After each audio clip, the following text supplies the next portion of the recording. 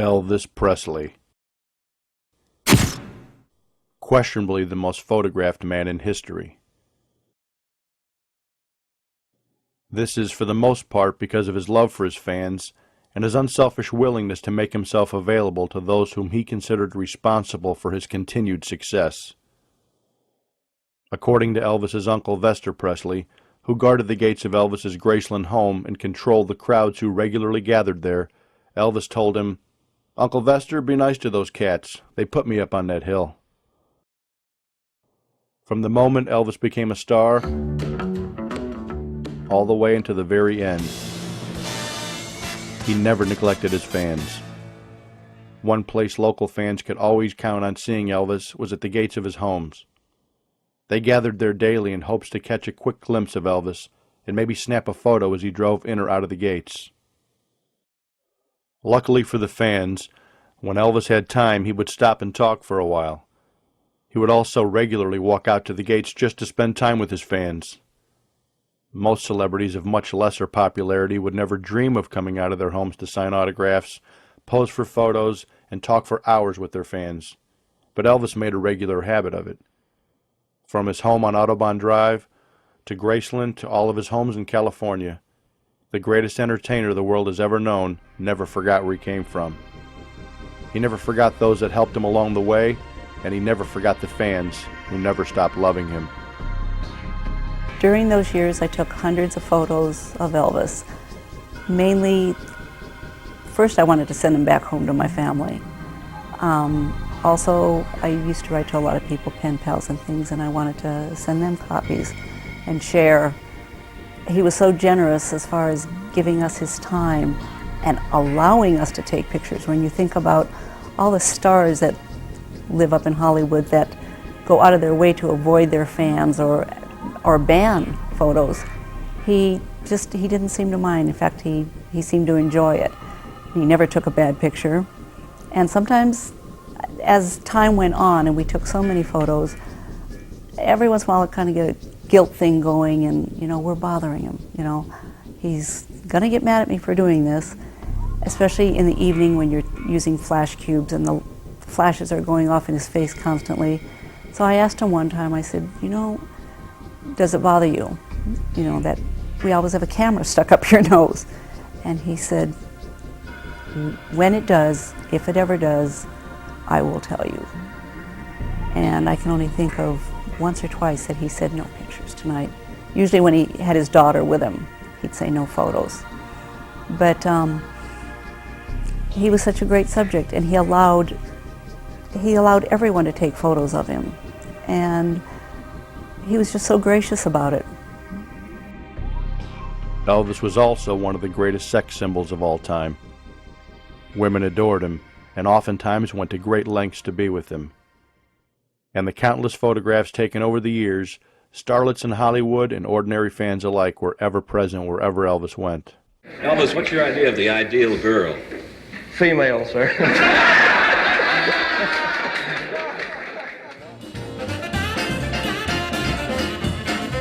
I'm just a red-blooded boy, and I can't stop thinking about girls, girls, girls, girls, girls, girls, girls, girls.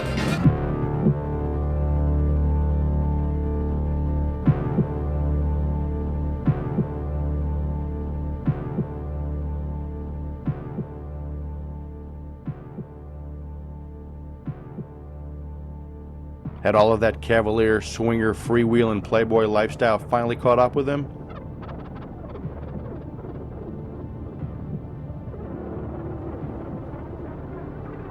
Or was Elvis the unsuspecting victim of an elaborate, well-calculated extortion attempt? Join us as we explore each twist and turn of these true documented events that took place over a period of several years during the height of Elvis Presley's concert years in the 1970s.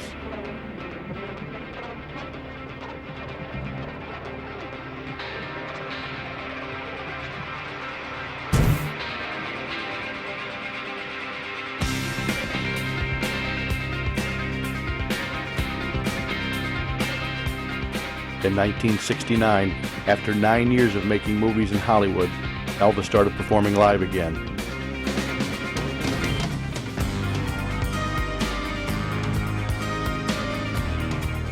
His comeback to the stage began in Las Vegas in July of 1969 at the newly constructed International Hotel. During this engagement, Elvis was sometimes seen as he quickly walked through the casino. He would stop and sign autographs and pose for photos on occasion. The crowds would grow quickly, and it was not long before Elvis was forced to take alternate routes to avoid the crowds. His second Vegas engagement started on January 26, 1970, and ran through February 23rd. By now, the news of Elvis's comeback to live performing had spread like wildfire, and fans came from all over the United States and from across the globe to witness history in the making.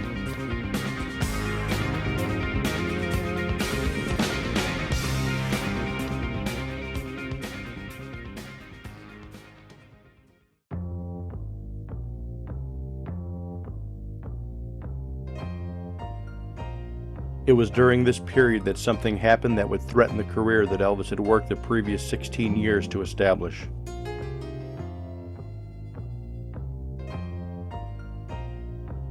Patricia Parker was a fan who went to Las Vegas just like thousands of others who witnessed rock and roll history at this legendary comeback engagement.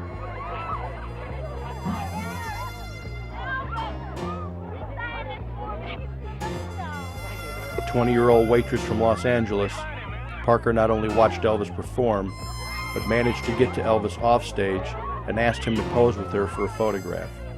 As usual, Elvis happily obliged her as he had so many thousands of other women before her, and a photo was snapped. According to Miss Parker, Elvis invited her to his hotel suite, and one thing led to another until the evening ended with a sexual encounter between the two.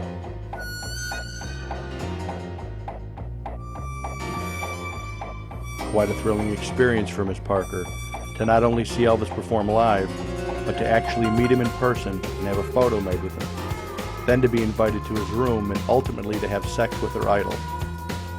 Elvis seemingly gave Miss Parker the thrill of a lifetime.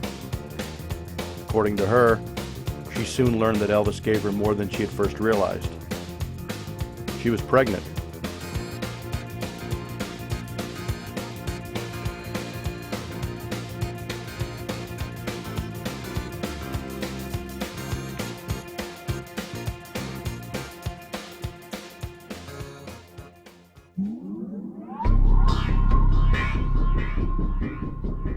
Could it really be? Pregnant with the illegitimate child of the king of rock and roll? What would she do? What would a married Elvis Presley say when he learned that his 2-year-old daughter would soon have a sibling from a different mother? What would Elvis's wife Priscilla say when she learned that her husband was fathering a child from another woman? A woman that Elvis had just met the same day, nonetheless.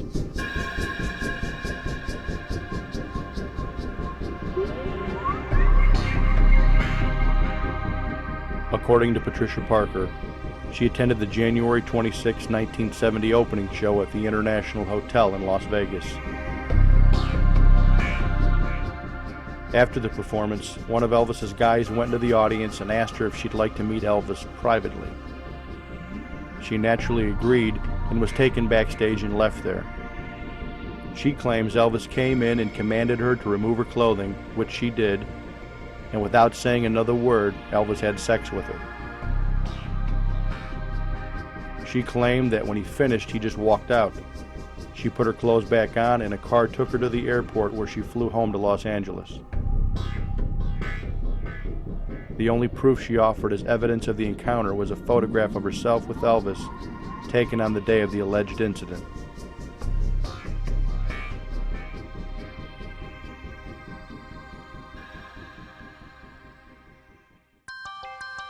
"7 months pregnant with a baby she claimed was fathered by the king of rock and roll, Patricia Parker secured the services of famous Los Angeles attorney Paul Caruso. Caruso had just represented a woman in a paternity suit earlier that year who claimed she bore the child of actor Cary Grant. Caruso's clients ranged from entertainers, athletes, and even Charles Manson follower Susan Atkins for the infamous Sharon Tate helter-skelter murders. Call Paul became a popular anthem among celebrities in trouble in the late 1950s through 1980s. In no time, a complaint was filed in the Los Angeles County Court by Patricia Parker and her new attorney to establish paternity of the unborn child and to provide support.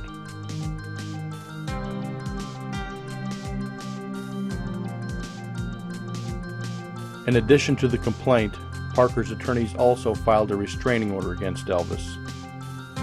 The complaint prohibited Elvis from annoying or harassing, interfering with, embarrassing, hindering, beating, striking, injuring, molesting, or harming plaintiff in any manner whatsoever.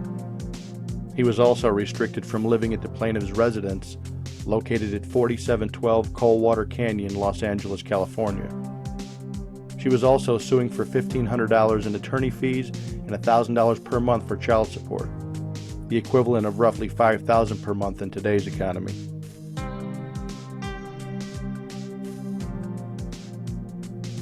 The very next day after the paternity suit was filed, word of charges made headline news, and Patricia Parker's residence was picketed by angry Elvis fans.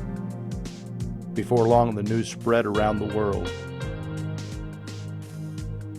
In an attempt to capitalize on the media coverage such a charge would surely induce, the press was called into Paul Caruso's office to photograph Patricia Parker as she gave her statement and prepared her charges against Elvis. The young waitress casually puffed on a cigarette for cameras as she claimed to be carrying the baby of the king of rock and roll. I am sorry there had to be a lawsuit. Somehow it just couldn't be helped. I got pretty desperate. I don't have any money, and I had to stop working, you know. But it doesn't change the way I feel. I think I will always feel that way. I didn't see him in person until 1968. That was at the NBC studio in Burbank. They were making a special, and I was in the audience. The second time I saw him, I was in Las Vegas during his first engagement there. It was at the International Hotel. Then I saw him again at the International in January 1970 during that appearance. I went over especially to see him. I was lucky again, more so this time because we were introduced. He was just as charming and wonderful as I thought he'd be. I won't say too much about that though because it's part of the case. But he was fantastic. He is fantastic. I was very shy when I met him. I was just overwhelmed to be in his presence. I can't say what he talked about because that's part of the case too. I think I can say he was very friendly after the introduction. I never logically thought I would get to meet him though. Of course I hoped I would. I was thrilled when it turned out I was able to have my picture made with him. I had my little camera with me and someone held it and snapped a picture of us. When I say these things, I don't think I can really say I'm in love with him as far as being in love. I haven't had any other important love in my life, and I haven't been married. My plans for the future? They are to bring up my child in the best possible way I can. I'm proud the father of my child is Elvis Presley. I'm just hoping for the best.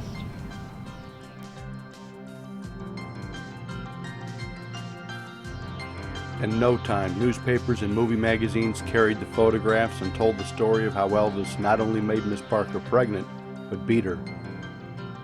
Apparently, Mr. Caruso's carefully written complaint against Elvis, prohibiting him from harassing and beating her, incited the media into believing and reporting that Elvis had in fact already done the things he was now legally prohibited from doing.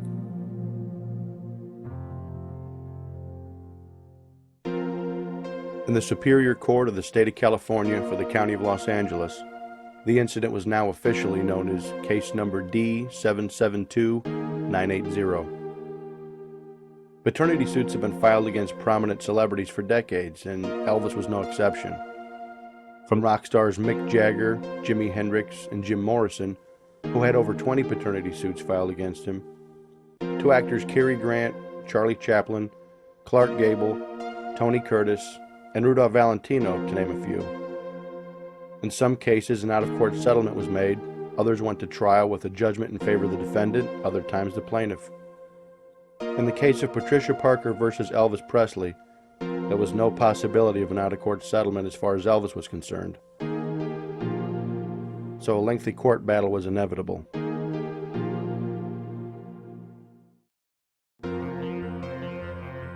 In the meantime, Elvis's rehearsals and performances in Las Vegas were being filmed by MGM for an upcoming documentary entitled Elvis, That's the Way It Is.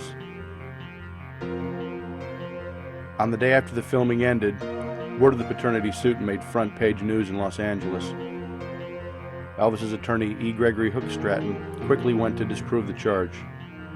He enlisted the assistance and expertise of one of the best private investigators in the business, John O'Grady.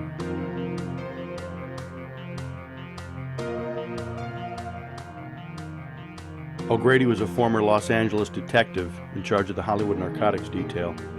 He was also one of the country's ranking experts in the polygraph, better known as the lie detector test. Because Elvis was a high-profile international superstar, O'Grady suggested that Elvis should submit to a polygraph or lie detector test as the first step to proving his innocence. O'Grady was also hired to investigate a kidnapping and death threat against Elvis that was called into the International Hotel Security Office on August 26th. Within days, O'Grady and Hookstratton flew to Las Vegas, where Elvis was appearing for his summer festival engagement that ran from August 10th through September 7th.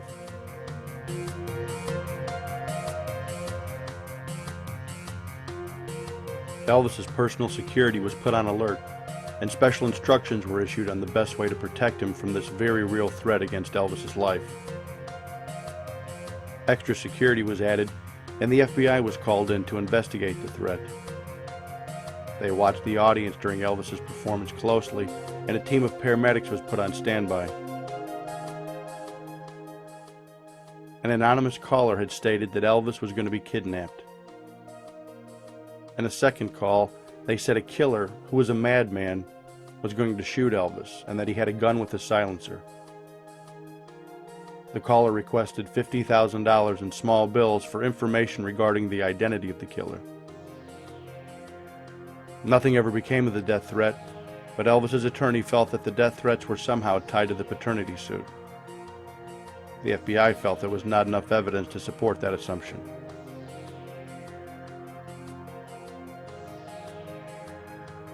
O'Grady continued with his paternity suit investigation and administered the polygraph test in Elvis's private suite on the 30th floor of the International Hotel. This luxurious imperial suite was Elvis's home away from home during all of his legendary engagements in Las Vegas. According to Patricia Parker, it was also the very place that Elvis had seduced her and where her child was conceived. Elvis was hooked to the polygraph machine, and O'Grady explained the procedure.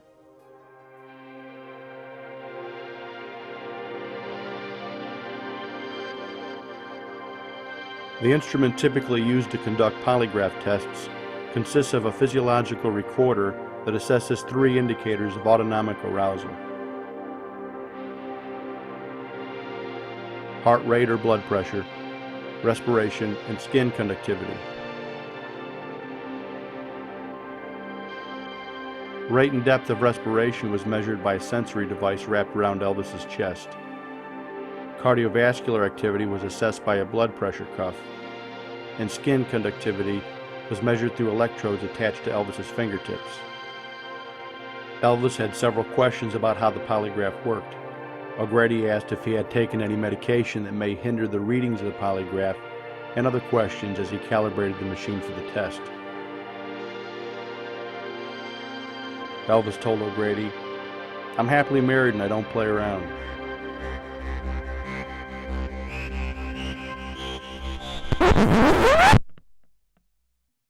Could it actually be possible that Elvis Presley, the biggest male sex symbol of the 20th century and the king of rock and roll, was actually monogamous?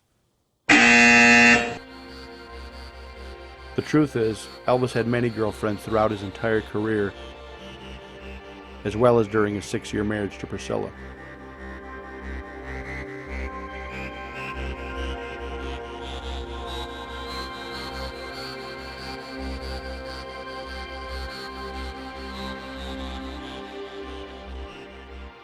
we had a personal relationship.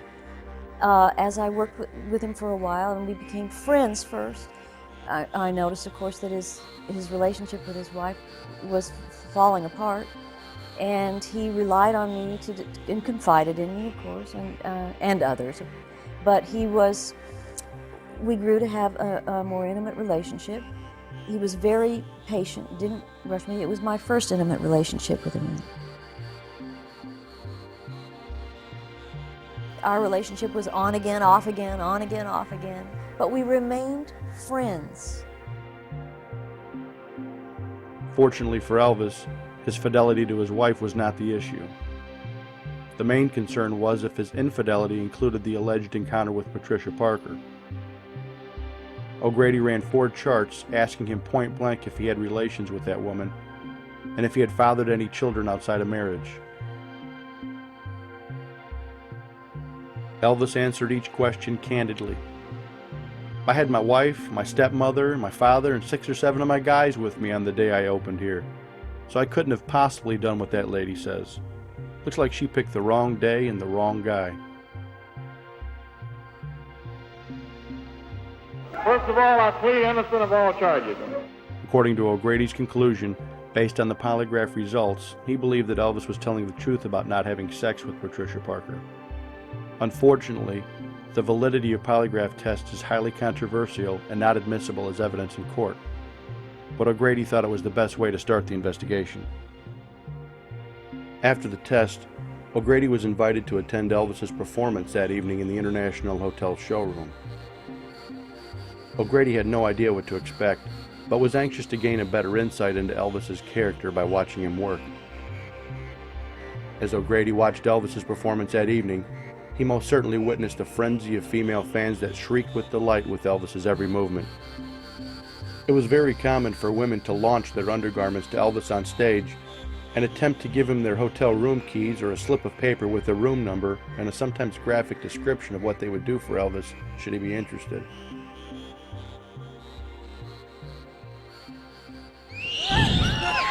What you got on, you mind? Yes.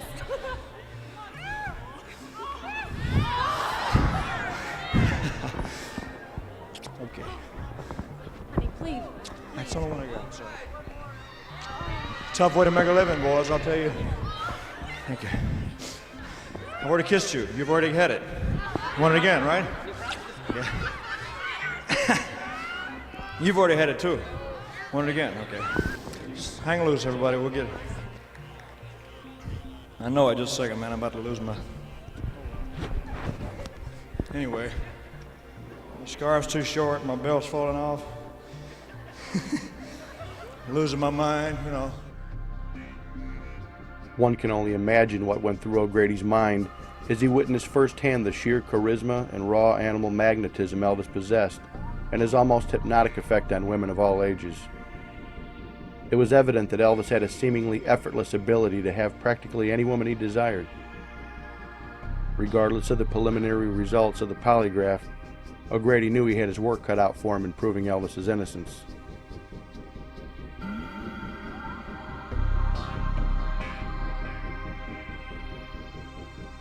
After the show, O'Grady went backstage to have a few words with Elvis. He showed him a photo of his accuser, Patricia Parker, and Elvis commented, "Nope, never knew her in my life." He also said he didn't think she was very attractive.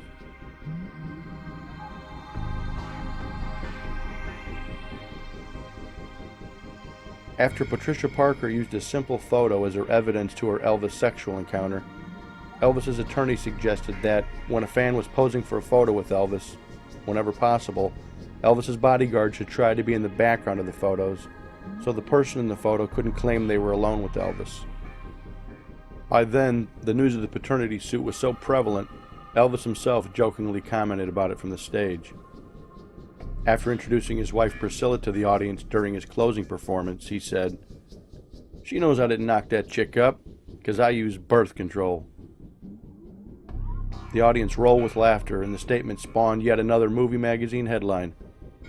Although Elvis joked about it from the stage, he actually considered it a very serious matter.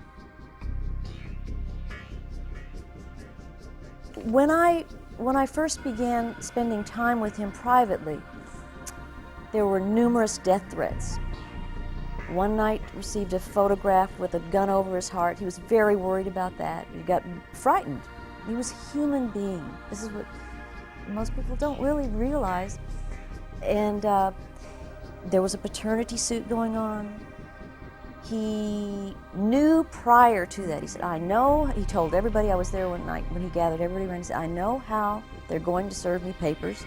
They're going to pose as a fan, wanting an autograph. So you guys keep me protected from, watch out make sure you are aware of who's coming up to, to ask for an autograph. An executive at the International Hotel told reporters that between the death threats and the possibility of someone serving Elvis court papers in the middle of the stage, they had to keep people from getting backstage or jumping on the stage to kiss Elvis. Although the fans never knew it, he said Elvis's last engagement was a very traumatic experience all the way around.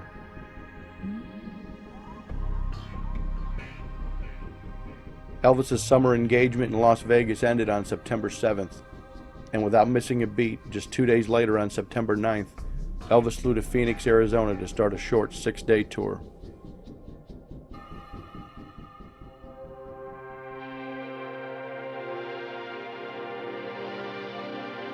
As Elvis's group pulled up to the Phoenix Civic Auditorium, they were surprised to see 18,000 people leaving the building instead of entering it. As if the death threat in Vegas was not enough, someone had called a bomb threat into Phoenix and the entire building had to be evacuated and searched. After the death threat in Vegas, the bomb threat in Phoenix, and with the Charles Manson murder spree occurring just a few miles from his Beverly Hills home on Hillcrest Drive, Elvis had legitimate concerns for the safety of his wife Priscilla and their daughter Lisa Marie. He decided to look for another home large enough to accommodate his bodyguards and their families, which in turn would ensure more security. For the first time in his career, Elvis was apprehensive about signing autographs during the tour. Because of the news of the paternity suit, Elvis told his entourage that he felt that they would try to subpoena him as he signed autographs.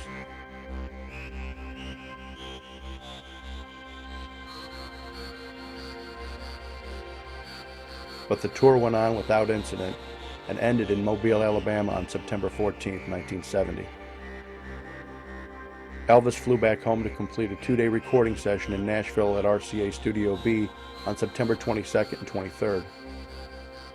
There he recorded both sides of a single Where Did They Go, Lord and Rags to Riches, as well as a few other songs to complete the Elvis Country album he had been working on. After the session, he went back to Graceland to relax and visit with friends and family. On September 24th, Elvis returned to his home in California. A few weeks later, he was contacted by a local car dealer named Jules Myers, who arranged to show Elvis the very first production model of the Stutz Blackhawk that was made in Italy and had just arrived in America. He drove the car to Elvis's Hillcrest Drive home, and Elvis loved the car. He said he wanted to buy it. Mr. Myers told him that he could sign a contract and the Stutz company would build him a Black Hawk during the following months. Elvis said he wasn't interested in signing a contract. He was interested in buying the car standing next to him. Jules Myers tried to explain that the car was the very first Stutz, that he needed the car to drive it around, showing its beauty to potential buyers. Elvis answered with a question. Who do you think will sell more cars driving it around? You or me? Mr. Myers saw the point, and all he was able to do was ask for a ride home after Elvis wrote a check on the spot. The same day, Elvis asked his attorney, Mr. Hook Stratton, to ask John O'Grady to report to his Truesdale Estate home in Beverly Hills. Thinking Elvis had some information regarding the paternity case, he rushed to Elvis's home, very curious as to what Elvis wanted to see him about. When O'Grady arrived, like an excited teenager who had just bought his first set of wheels, Elvis proudly showed him his beautiful new car and invited him to hop in and let's take her for a spin. A puzzled O'Grady happily obliged, and with Elvis behind the wheel, they tore out of the driveway and drove around Beverly Hills. After all, it's not every day that the king takes you for a joyride in his personal chariot. After they returned, Elvis introduced O'Grady to his wife Priscilla, And after an afternoon of small talk, it was apparent to O'Grady that Elvis didn't contact him to discuss business, but just to talk. Elvis was fascinated by police work. He had friends in police departments across the country. John O'Grady had lived an interesting life, working on several high-profile cases in his career. Elvis was intrigued with O'Grady, and a friendship quickly grew. He took O'Grady to Las Vegas, along with Priscilla and a few friends, on Baron Hilton's private jet for 3 days of fun. In the meantime, back in California, Patricia Parker went into labor. On October 19, 1970, at the Hollywood Presbyterian Hospital in Los Angeles, she gave birth to a 7-pound, 4-ounce boy that she named Jason Peter Presley. News of the birth spread through newspapers and movie magazines as the world speculated if baby Jason was indeed an heir to the king's throne. Elvis was furious that she had actually used the Presley name on the birth certificate. He was more determined than ever to prove the child was not his son.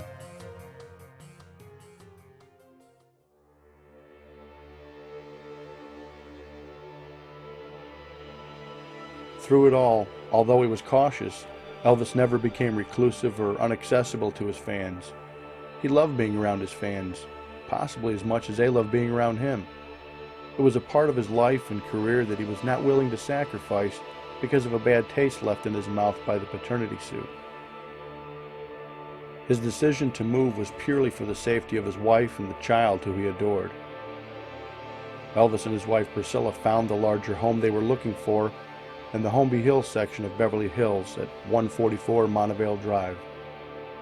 Considerably larger than the house on Hillcrest Drive, this house was large enough to house the members of Elvis's entourage, and the grounds offered a greater degree of privacy.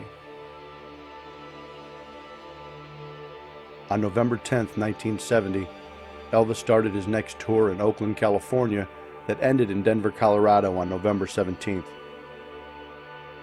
4 days into the tour, on November 14th, Elvis had a show scheduled to take place at the Los Angeles Forum in Inglewood, California.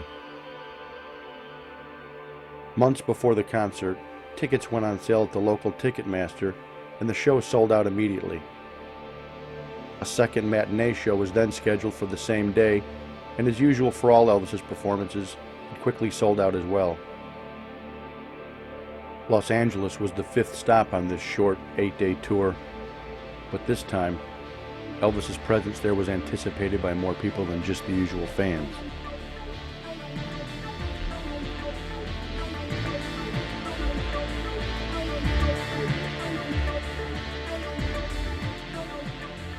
Upon arriving in Los Angeles, Elvis checked into a hotel located directly across the street from the Forum.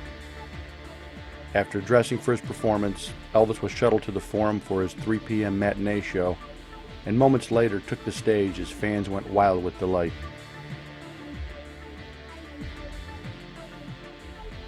Elvis was in top form and put on a fantastic performance. He rocked the Forum with gyrations that made his 50s hip swiveling look tame. The pace he kept with every song was enough to exhaust the most trained athlete. As with most Elvis concerts, you could feel the electricity in the air as the excited crowd of 18,700 fans watched Elvis perform with the energy of an erupting volcano that could no longer be contained.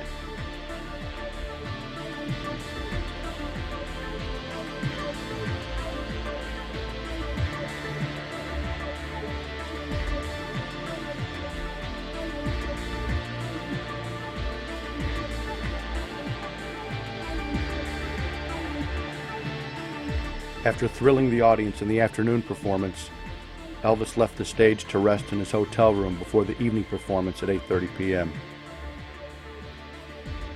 He had a special long fringe costume made especially for the evening show in Los Angeles. Elvis dressed in his new costume for the evening performance, then left his hotel room with his father, Vernon Presley, and several bodyguards. They took the elevator to the main floor, and as the elevator doors opened, they stepped out into the lobby of the hotel, into a crowd of fans who had gathered there.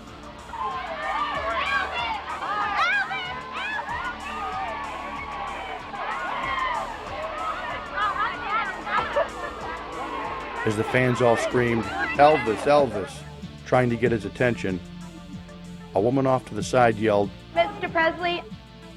Mr. Presley!" and that caught the attention of Elvis's bodyguard Sonny West, because Elvis had briefed the bodyguards on how he felt he would be served papers while in Los Angeles. As Elvis and the other bodyguards quickly walked out of the hotel, Sonny walked over to the lady and said, "Can I help you?" And she said, "I am serving him." Sonny said, "Serving him what?" She then threw the paper over Sonny's shoulder toward Elvis and said, "You have been served, Mr. Presley." I'd be damned. The other bodyguards quickly took Elvis out of the hotel as Sonny blocked the process server and informed her that she had in fact not served him, as there were two Mr. Presleys in the group, Elvis and his father. She didn't say which one she was serving, so that meant she didn't serve anyone. Sonny went outside and caught up with everyone as they all quickly entered the waiting limo. Inside the car, Elvis congratulated Sonny on doing a good job of intercepting the process server. With that, Elvis was whisked away to the Forum for his evening show. Just as Elvis predicted would eventually happen, the process server posed as a fan trying to get to him. Once at the Forum, Elvis was quickly taken to his dressing room, and the decision was made to go ahead and let them serve the papers to Elvis and not prolong the inevitable. Another process server came to the Forum, this time a man. He was surprised when he was actually escorted to Elvis's dressing room, where he was allowed to serve his papers on Elvis's terms. But Elvis was still incensed, to say the least. At the time, although still married to Priscilla, Elvis was dating a soprano singer, Kathy Westmoreland. According to Kathy, Elvis was adamant that the child was not his. He had already taken a lie detector test and he said, "Give me a blood test, let's do it now. Anything to prove it isn't my baby." Well, it was at the LA Forum, or on that day or around that day sometime, when someone sure enough did come up and pose as someone who wanted an autograph and subpoenaed him. And he was quite upset about that. However, he did a spectacular show at the LA Forum in spite of it. As emotional as Elvis was after just being served court papers, as the saying goes, the show must go on.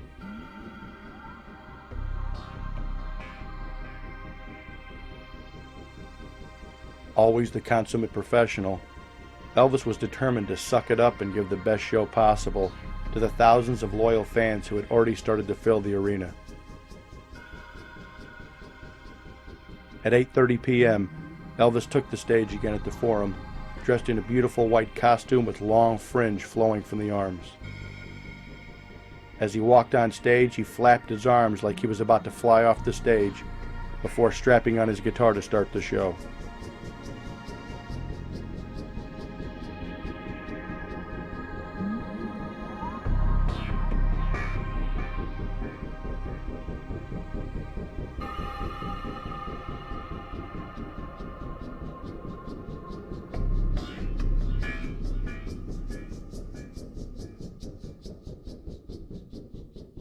When we played the Forum in Los Angeles in 1970, Elvis had a special suit built for the occasion because he hadn't played in Los Angeles in many, many years.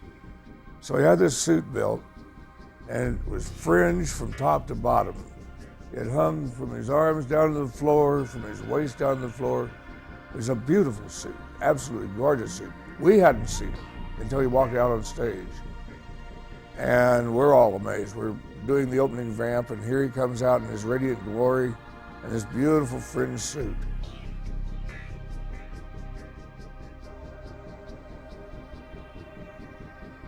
His every move was accentuated with the long fringe, and the audience loved it. Elvis put on another fantastic performance, but at one point in the show, it was evident that the papers he was just served had dampened his spirits. Just a few days earlier, while flying to the next city on his tour, he proudly showed everyone on his plane a newspaper and said, "Look everybody, my record sales have just hit a total of 200 million. The Beatles have sold 60 million records.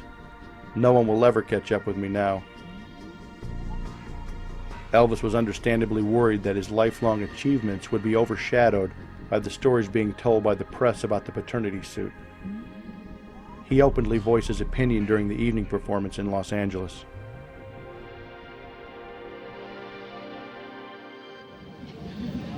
The reason I'm talking to you like this is because a lot of things have been written about me. Most of it's been untrue. As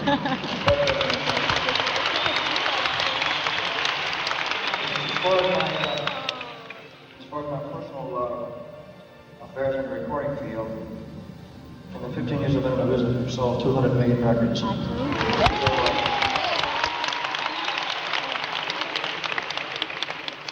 Quite a record, I'm proud of it.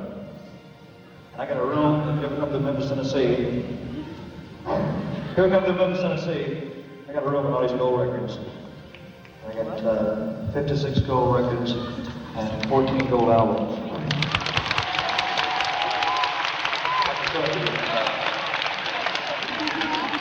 If anybody wants to argue the facts with you, I'll just take you to the room and show you. Because I got them all wrapped up in the one. The Beatles, Jones, all of them.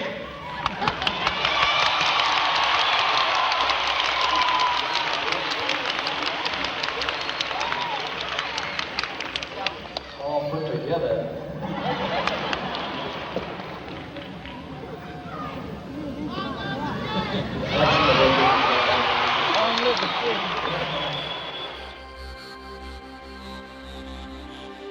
Someone then yelled from the audience, "Long live the king!" Even under tremendous stress and pressure, Elvis put on a fantastic show for the audience in Los Angeles and left the fans screaming for more.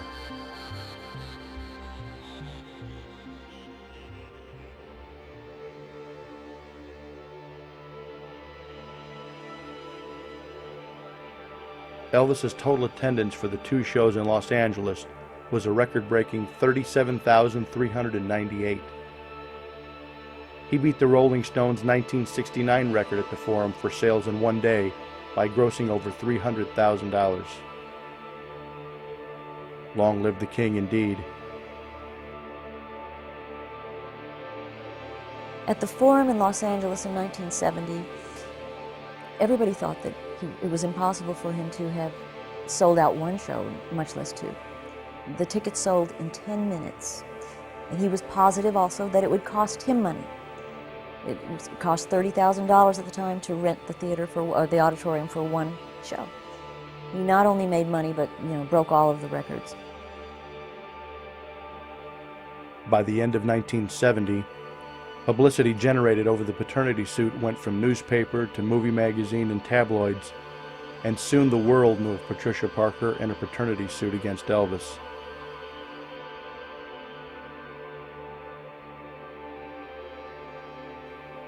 But her 15 minutes of fame came at a price. In December of 1970, there was a break in the case when Elvis's attorney was contacted by an ex-friend of Miss Parker's. She requested an interview, saying she had some information he could use. O'Grady also attended the meeting at the office of attorney Harry Fane. The informant said, "I don't want to see a nice boy like Elvis hurt, and that's why I'm telling you this." But as typical informants do, she wanted to be paid for the information she provided. In his investigation, O'Grady had been searching for a suspect known to all private eyes who do paternity investigations as Old Harv, the man behind the girl who's trying for the score. The informant said that her uncle was associated with Patricia Parker, and the uncle reported hearing Parker and another girl talking about how they could claim Elvis was the father of the child.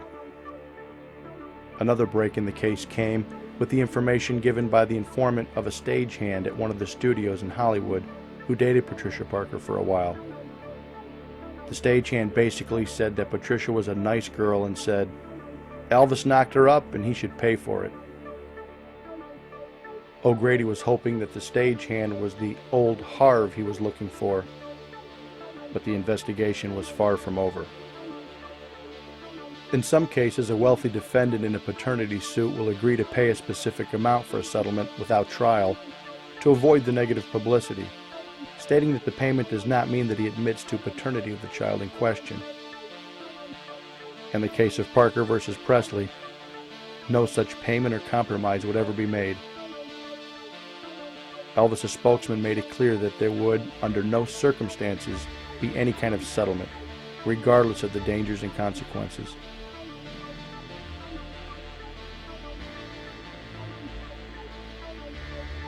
Elvis was anxious and determined to prove once and for all the child was not his. On December 16, 1970, Harry Fain, one of Elvis's lawyers, filed a motion to request a blood test be performed on Elvis, Patricia Parker, and the baby, Jason Peter Presley. The next day, Elvis's lawyers filed application for subpoena of Patricia Parker, her Dr. Martin Schwartz, and the custodian of records at Hollywood Presbyterian Hospital to be deposed. On December 28th, at the law offices of Fain, Levine, Kaufman, and Young in Beverly Hills, California, the consecutive depositions were taken from Dr. Martin Schwartz, who delivered Patricia Parker's baby, Jack Nidifer, the custodian of records at Hollywood Presbyterian Hospital, and Patricia Parker.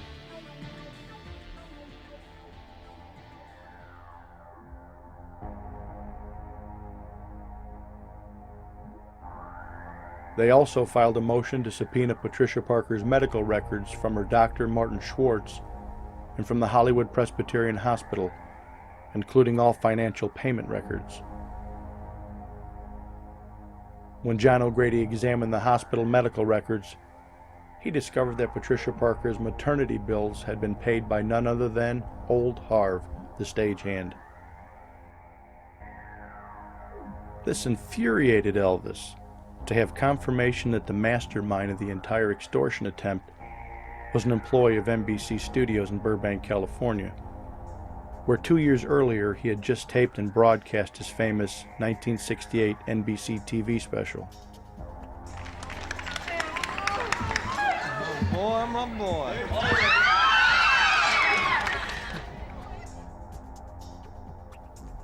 To add insult to injury, RCA, Elvis's longtime record label, was owned by NBC. A double slap in his face. Elvis's attorneys promptly filed charges against Patricia Parker and her accomplice, stating that they had conspired and willfully entered into a scheme or plan to wrongfully extort money from cross-complainant and to gain for themselves personal publicity and personal aggrandizements by claiming and stating that cross-complainant had sexual intercourse with Patricia A. Parker, and that as an alleged result of sexual intercourse, a child was to be born and had been born, and that the cross-complainant was the alleged father of said child.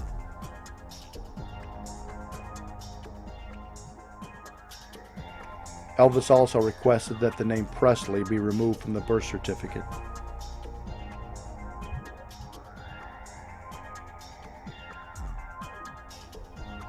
Elvis's countersuit against Patricia Parker was for the token amount of $1 in damages to his name.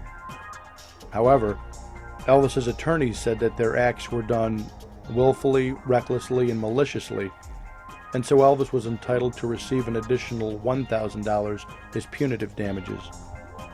A relatively small amount considering the irreputable damage done to Elvis's name and image with all the negative media coverage. Naturally, Parker's attorney filed a motion to strike cross-complaint on the grounds that there were insufficient facts to constitute the cause of action. The case continued on.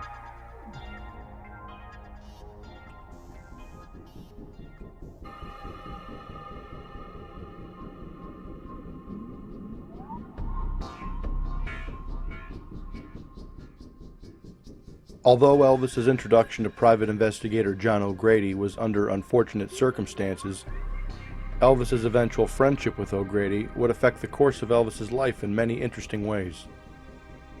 John O'Grady was unknowingly responsible in part for Elvis's famous trip to Washington, D.C. to meet with President Nixon.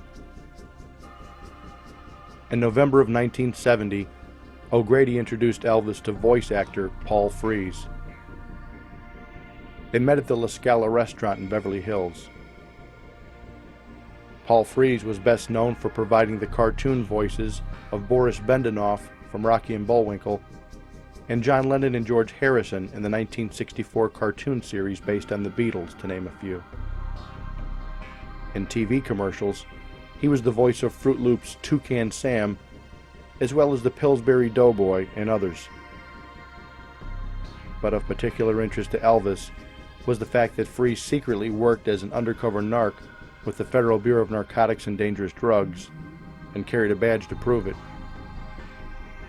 Already an official Shelby County deputy sheriff in Memphis, Elvis was an avid collector of police badges from around the country. After seeing the Federal Bureau of Narcotics and Dangerous Drug badge owned by Paul Frees, Elvis was determined to get one for himself. Back in Memphis in December of 1970, after an argument with his wife and father about his spending habits, without warning, Elvis went to the airport and took a commercial flight to Washington.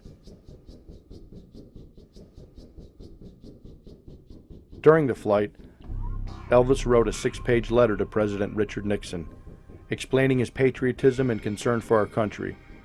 He said he wanted to help the government and requested that he be made an agent at large and given a Federal Bureau of Narcotics and Dangerous Drug badge. On December 21st, Elvis personally dropped the letter off at the White House, and before the day was over, he met with President Nixon in the Oval Office and received his badge. He flew back to Memphis the next day and within a few weeks received his official credentials.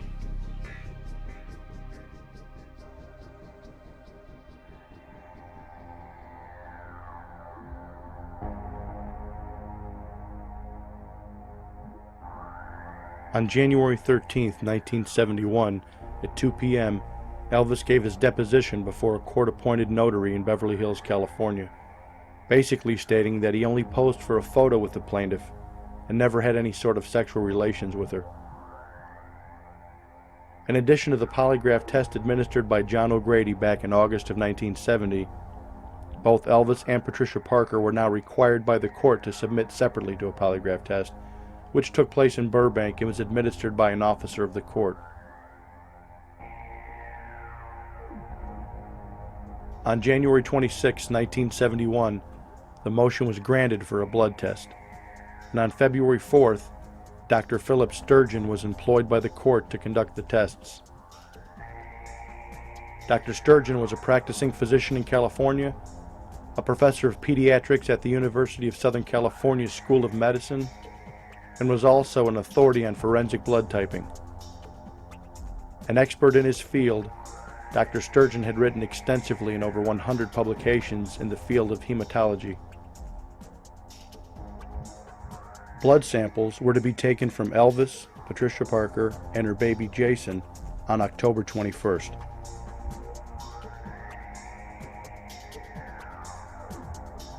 It would be almost 9 months before Elvis would be required to give a blood sample. During that period, Elvis was busy with many facets of his career and personal life. On January 16, 1971, just after his 36th birthday, Elvis was selected one of the nation's 10 outstanding young men in America for 1970. He considered this a great honor and worked diligently on his acceptance speech. A prayer breakfast was held at the Memphis Holiday Inn Rivermont on January 16th, and the keynote speaker was United Nations Ambassador and future President of the United States, George Bush Sr. At the award ceremony at Ellis Auditorium in downtown Memphis later that evening, Elvis proudly accepted his honor and gave his famous "Without a Song" speech. I read comic books and I was the hero of the comic book. I saw movies and I was the hero in the movie. So every dream that I ever dreamed has come true 100 times. And these gentlemen over here, you see these type people who care, who are dedicated, you realize that it's not possible that they might be building the kingdom of heaven. It's not too far-fetched in reality. I'd like to say that I learned very early in life that without a song, the day would never end. Without a song, a man ain't got a friend. Without a song, the road would never bend. Without a song. So I'll keep singing a song tonight. For many months to follow, Elvis proudly wore his JC's medallion everywhere he went. He loved showing it to his friends and to his fans because of its personal significance to Elvis.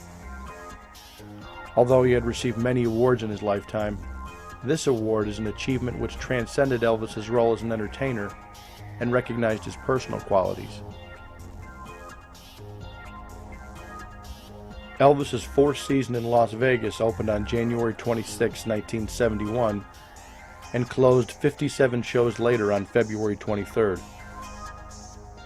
As usual, it was standing room only crowds where Elvis sold out every performance, consistently drawing the largest crowds of any other performer in the history of Las Vegas.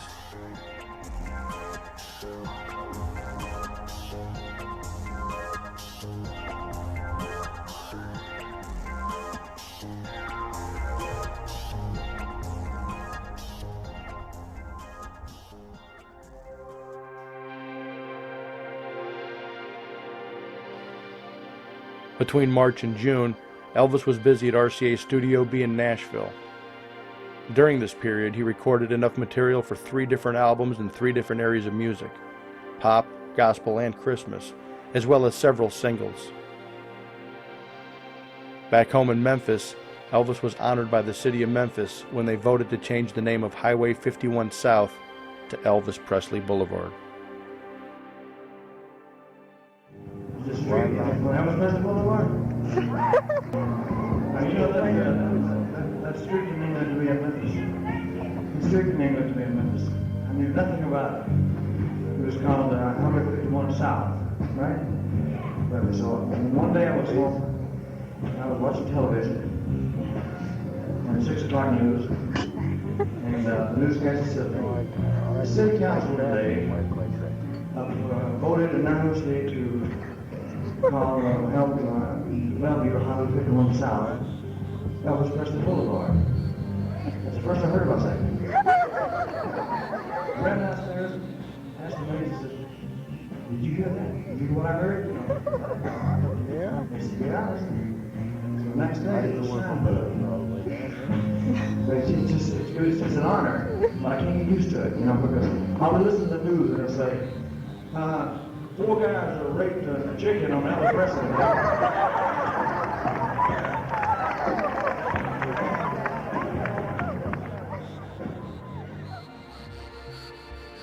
On July 20th, 1971, Elvis opened for the first time ever in the High Sierra Room at the Sahara Tahoe in State Line, Nevada. On August 9th, just 1 week after closing in Lake Tahoe, Elvis opened his second annual Elvis Summer Festival at the newly renamed Hilton Hotel in Las Vegas. The engagement ran until September 6th. After 28 shows in Tahoe and 57 shows in Vegas, the combined total from July 20th to September 6th was an amazing 85 live performances.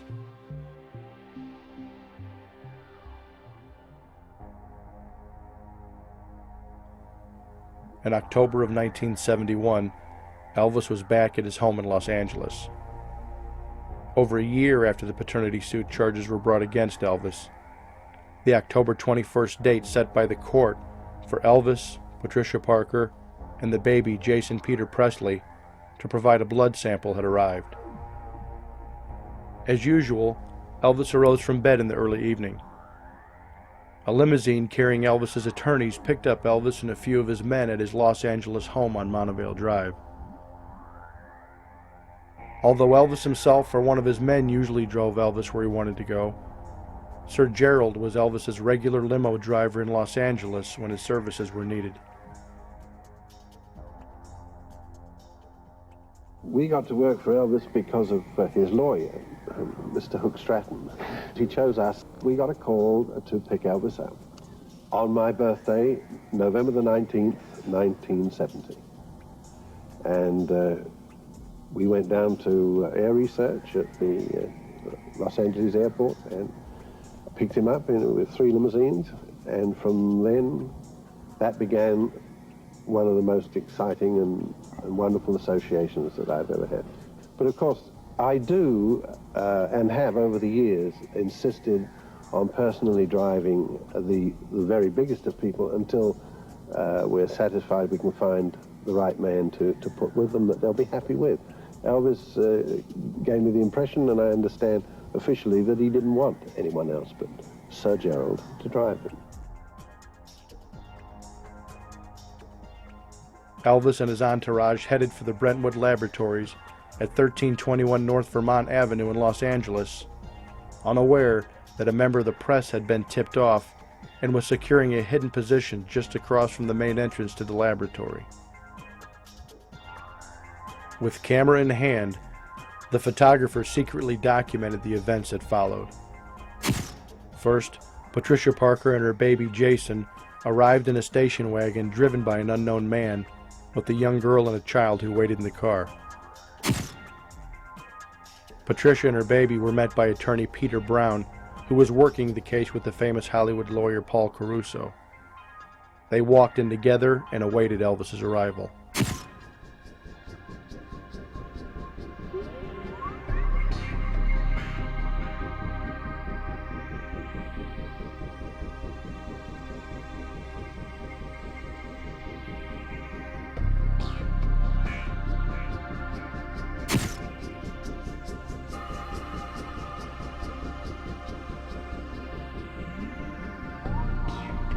Shortly after 5 p.m., Elvis arrived with 3 members of his entourage and his 2 attorneys, E. Gregory Hookstratton and Harry M. Fain.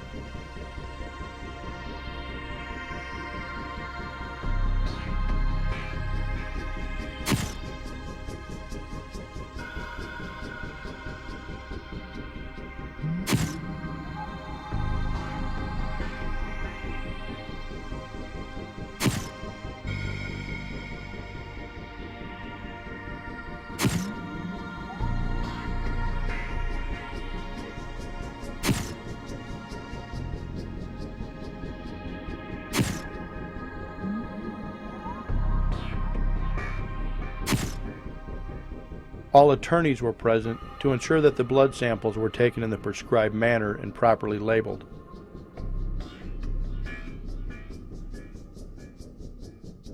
Once inside, Elvis and his attorneys coolly greeted Parker and her attorney. It was just 2 days after the baby's first birthday, and Elvis was seeing him for the very first time, as they were all ushered into the laboratory by a technician. Parker wiped tears from her eyes as she tried to assume a happier expression for an identification photograph that was taken for the laboratory form. A Polaroid photograph was also taken of Elvis as well as the baby. A right thumbprint was then taken on the tested adults, and a footprint was taken on the baby. The technician first drew a blood sample from Parker and labeled the vial. Elvis then removed his jacket and pulled up his sleeve as a needle was used to extract the blood from a vein in his arm. As Elvis's blood sample was labeled, he put his jacket back on without saying a word. Extracting blood from a 1-year-old child is a totally different procedure. As the sharp lancet pierced the heel of the baby's tiny foot to extract the blood sample, he screamed out in pain and began to cry.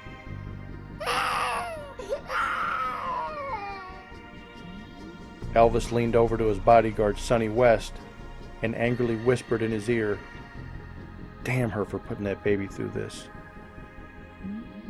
A small amount of blood was collected into a narrow glass tube and labeled in front of all the witnesses that were present. After all the paperwork was complete, Patricia Parker carried her baby back outside to her station wagon.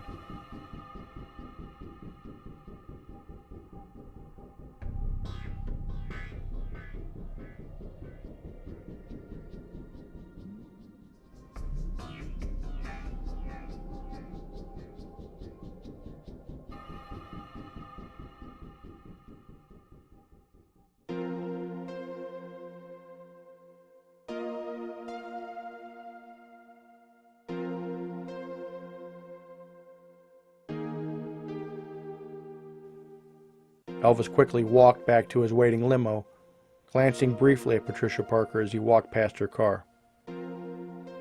Elvis had not seen her since that night in January 1970, when she claimed they made love, on one occasion only, in his suite at the International Hotel in Las Vegas. The hidden photographer clicked frame after frame of Elvis and his entourage as they left the Brentwood Laboratories. They only paused briefly to admire a Corvette that was in the parking lot before loading up into the limo and driving away. The interesting thing about both Elvis and Patricia Parker actually showing up for the blood test is they both seemed determined to prove their claim. Many women in the past have filed paternity suits against celebrities, taking full advantage of the media attention the case would generate for them. But when it came time for the blood test, they dropped their case and disappear, like in the paternity suit filed against Cary Grant in 1970. If Elvis felt he was the father of the child, it would probably have been easier for him to settle out of court without the added negative publicity of taking the test. Elvis adamantly claimed his innocence and felt the blood test would ultimately prove the child was not his. But Patricia Parker wasn't pulling a disappearing act. She actually went through with the blood tests, a daring thing to do if she knew it was not Elvis's child. In no time, a few of the secret hidden camera photos were released in a movie magazine that hit the street that following February. Elvis obviously was no fan of movie magazines. I don't pay attention to movie magazines. I don't read them because they're all junk. Through the stress and the complications of dealing with everything involved in the paternity suit, Elvis tried to focus on his career and his fans. 2 weeks after the blood test, Elvis would hit the road running on his one and only multi-city concert tour of 1971. Starting in Minneapolis, Minnesota on November 5th, Elvis performed 14 concerts in 12 different cities on this electrifying 12-day tour that ended in Salt Lake City on November 16th.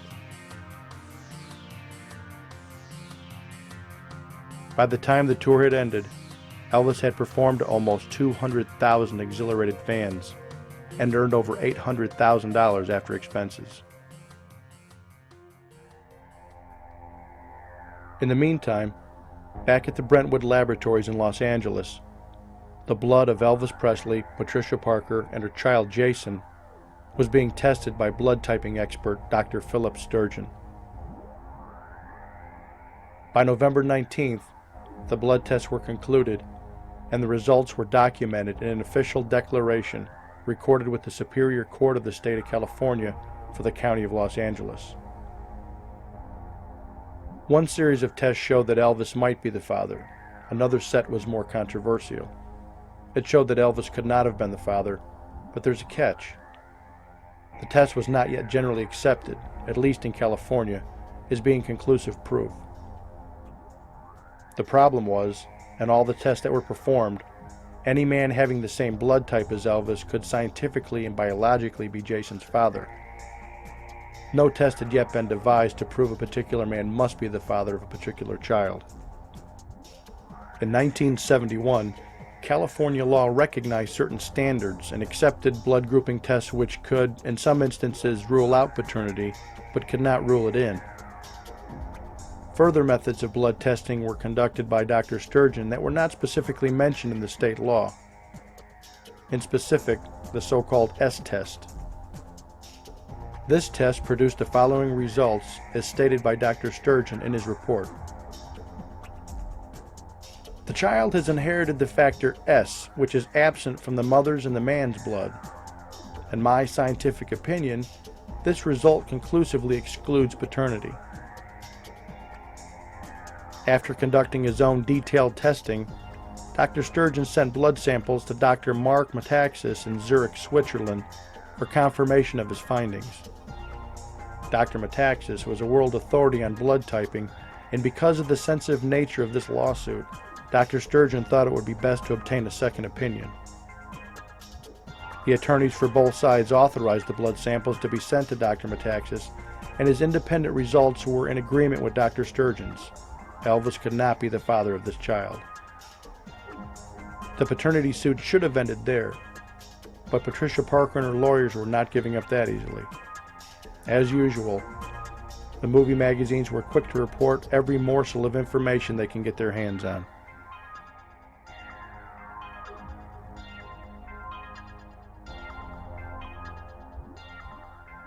In the meantime, Elvis's wife Priscilla had taken up karate and hopes to acquire a common interest with Elvis, who was passionate about the martial arts.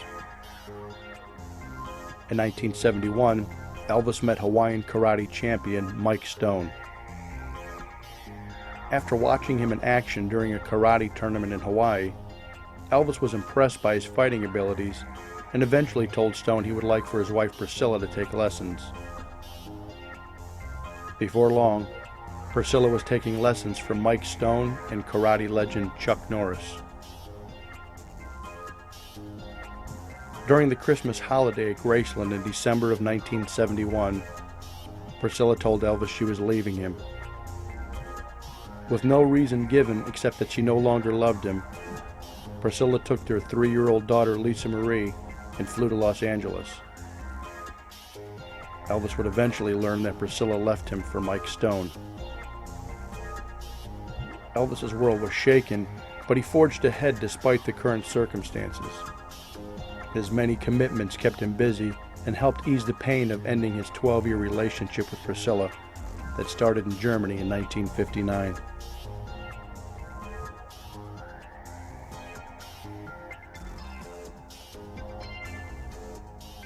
A trial-setting conference in the Patricia Parker case was originally scheduled in Los Angeles for November 24, 1971, but was continued to January 26, 1972. January 26, 1972, coincidentally, was the same day Elvis opened his 6th season in Las Vegas.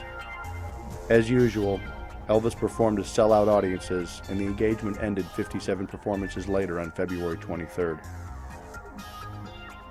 After the court and counsel conferred in the judge's chambers on January 26th, they agreed the matter be continued again until April 5, 1972. April 5, 1972, coincidentally, was the same day Elvis was kicking off his first tour of 1972 in Buffalo, New York. The tour ended 19 performances later on April 19th in Albuquerque, New Mexico. The first part of this tour was filmed by MGM for Elvis's second documentary entitled Elvis on Tour. A huge success at the box office, Elvis on Tour went on to be named co-winner of a Golden Globe Award for Best Documentary of 1972. On April 5th, both counsel for Elvis and Patricia Parker met with Judge Jack T. Ryburn in his chambers, and the matter was put off calendar. This basically means the lawsuit, petition, or motion was taken off the list of pending cases or motions which are scheduled to be heard. A suit or motion can be put back on calendar by stipulation of the lawyers or upon the motion of either party. As far as Parker's attorneys were concerned, it wasn't over yet.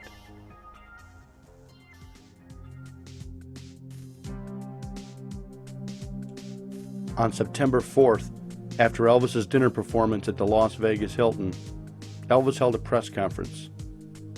He announced to the world his intention of an upcoming live performance in Honolulu, Hawaii, that would be broadcast via satellite worldwide to an estimated 1.4 billion viewers. It's very hard to comprehend it. On January 14, 1973, Elvis performed his famous Aloha from Hawaii special that was the first in history to be broadcast around the world. This performance reached the largest audience in television history. More people watched this program than the live broadcast of the first man walking on the moon in 1969. The concert was a benefit that raised over $75,000 for the Quealy Cancer Fund. We were doing it for the Quealy Cancer Drive. We were supposed to raise $25,000, and we raised $75,000 tonight. On October 9, 1973, Elvis and Priscilla's divorce was finalized at the Los Angeles Superior Courthouse in Santa Monica. The cash and property settlement was agreed upon by both parties, with shared custody of their daughter, Lisa Marie. After the brief hearing, Elvis and Priscilla walked out of the court arm in arm. Although there was obvious infidelity on both sides, Elvis maintained the divorce had nothing to do with it, and on one occasion publicly discussed his thoughts on stage in Las Vegas.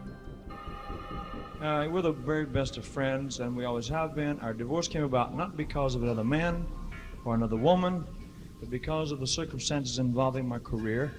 I was traveling too much, I was gone too much, and it was just an agreement that I didn't think it was fair to her because I was gone so much and everything.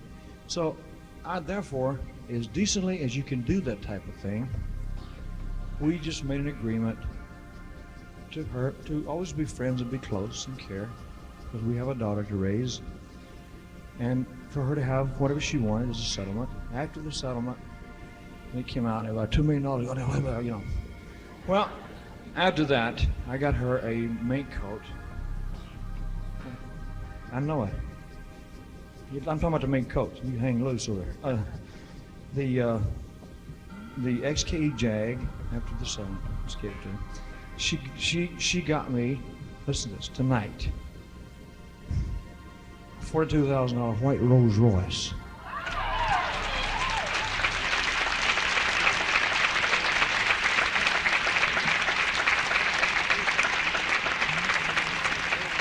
That's the type of relationship that we have, you know, and it's not a bad setup, is it, fellas? You know, I mean, I got part of it back anyway, didn't I?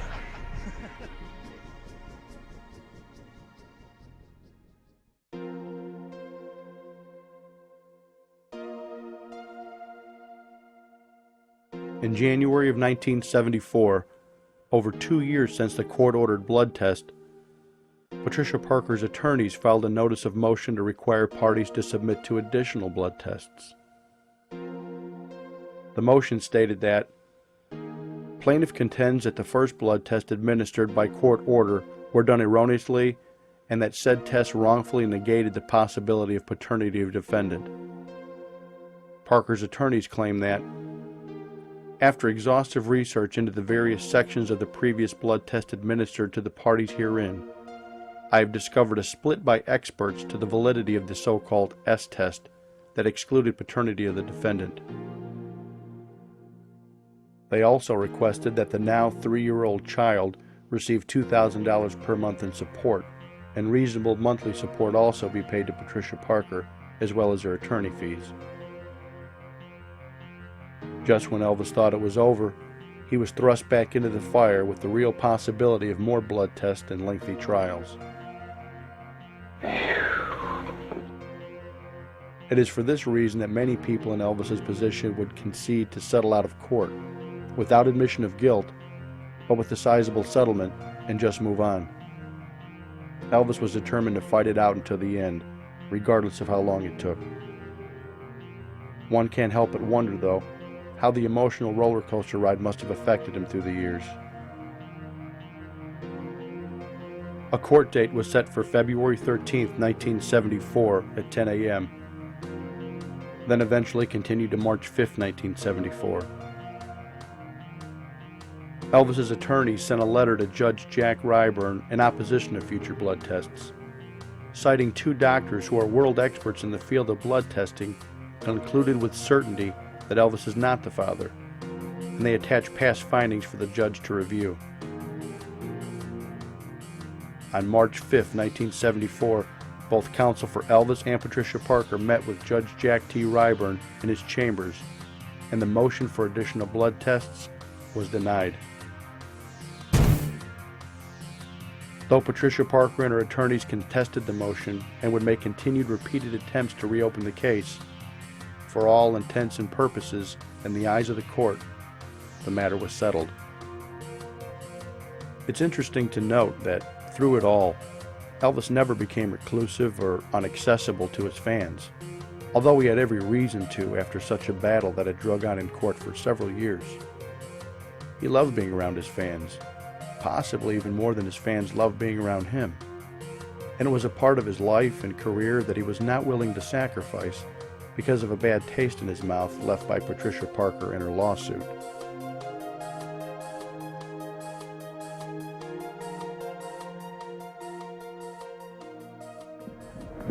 tried to be the same all through this thing, you know. Naturally, you learn a lot about people, and you're involved in a lot of different situations. But I've tried to be the same, I mean, the way I was brought up. And I've always considered other people's feelings. I've never, in other words, I didn't kick anybody in a way. I've always treated people just like I would like to be treated myself. And I consider other people's feelings. I don't assume the attitude of get these people out of here like I have heard of being done, because those people are sincere in their feelings. If they want autographs and pictures and things like that, I don't just sign the autographs and the pictures and so forth to help my popularity or to make them like me. I do it because I know that they're sincere, and they see you and they want an autograph to take home. And they got an autograph book. They've got their little camera and everything, so you have to know that. And if you don't do it, well, you make them mad at you. They don't understand. You hurt their feelings, and you make a lot of enemies that way. And for no reason, because it's as simple as this. Once you get involved in this business, your life is public, really. Regardless of what anybody says about my private life is my own. Well, it is to a certain extent. I mean, everybody has to have a certain amount of privacy, but once you get involved in this business and you're doing a public service, you're trying to entertain people, your life is not your own, really, because people are going to want to know what you're doing, where you are, what you wear, what you eat. These things are natural, you know, normal. And you have to consider that. You have to consider that these people are sincere. They don't know the kind of life you lead. They don't know what kind of person you are. And so I try to remember that. That's all. It's simple. It's no problem.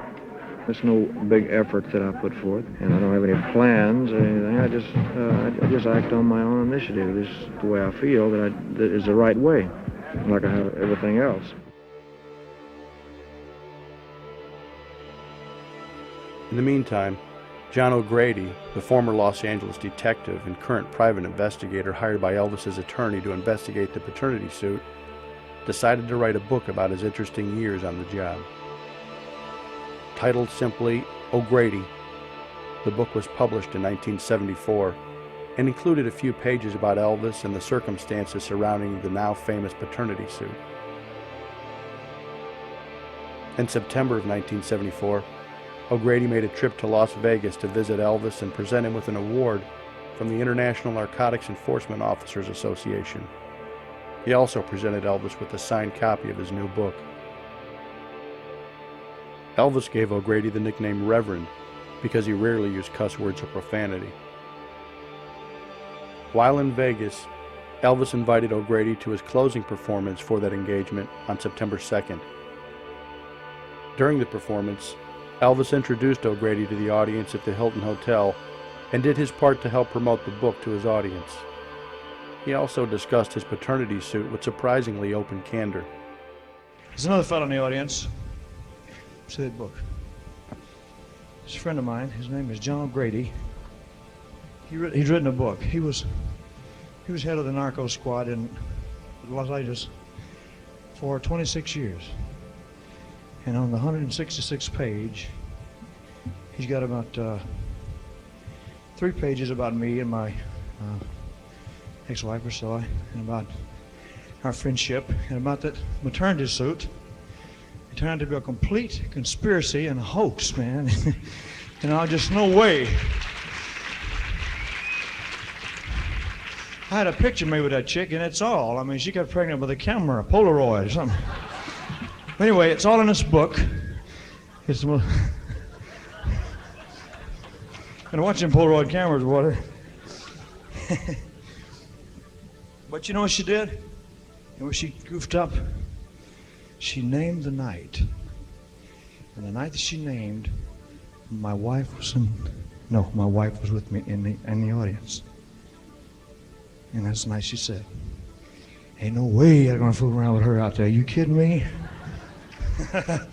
So anyway, let me tell you something. If you like things like the French Connection, the Chinese Connection, the British Connection, if you like that type of stuff, buy this book. It's called O'Grady. It'll be in print when, John? September 27th. It will fascinate you. It's about 26 years of a hardline policeman working in the narco squad out of Hollywood. So you can imagine what it's like. By this book, it's called O'Grady. Okay.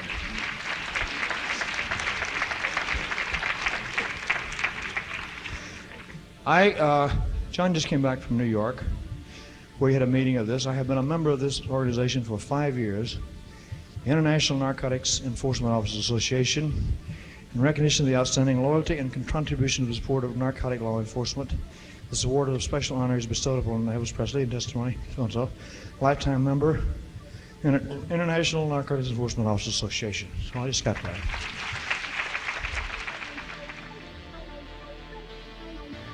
Elvis had obviously had his fill of all the gossip in the tabloids and movie magazines over the years. One sensationalistic story led to another, and popular icons and celebrities like Elvis were the prime targets. No sooner had they finally stopped the rumors about the paternity suit and Elvis's alleged love child, when new rumors started spreading about Elvis's alleged drug abuse. Something as simple as Elvis coming down with the temperature and the flu resulting in a show being canceled in Las Vegas quickly spread from hotel employees to movie magazines, where it was twisted and distorted before it was printed. In no time, it was being reported that Elvis was strung out on heroin. So, I don't pay attention to rumors. I don't pay attention to movie magazines. I don't read them because they're all junk. And no, I don't mean to put anybody's job down. I'm talking about they have a job to do, and they got to write something. So if they don't know anything, they would make it up, you know. So in my case, they make it up. When I hear rumors flying around, I got sick in the hospital. Well, I was, you know, in this day and time, you can't even get sick. You are strung out. Well, by God, I'll tell you something, friend. I have never been strung out in my life, except on music.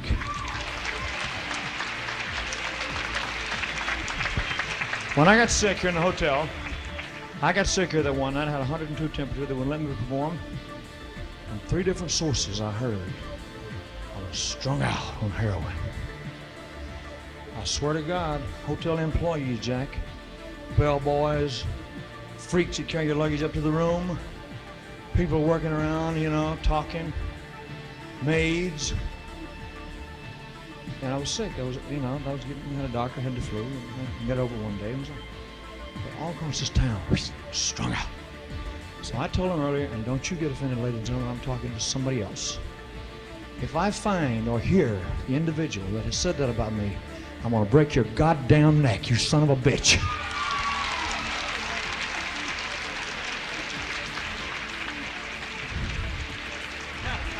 That is dangerous.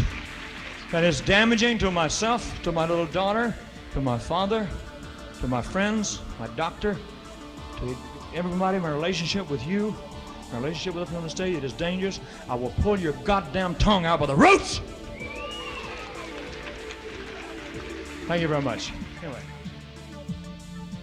Needless to say, Elvis's audience as well as his band members' jaws dropped to their knees in shock over what they had just witnessed. Their disbelief quickly turned to empathy and praise for Elvis, and the realization that the king of rock and roll was actually a human being just like everyone else. Elvis put his pants on one leg at a time just like the rest of us, and was subject to the same pain, anger, and emotional outbursts as any other person. And tonight there was no holding back all the emotion Elvis had built up inside him. The fortunate members of the audience in Las Vegas was witness to a rare glimpse of the man behind the image. The battle with Patricia Parker that had already lasted for over 4 years had finally ended for Elvis, although Parker made several attempts to reopen the case.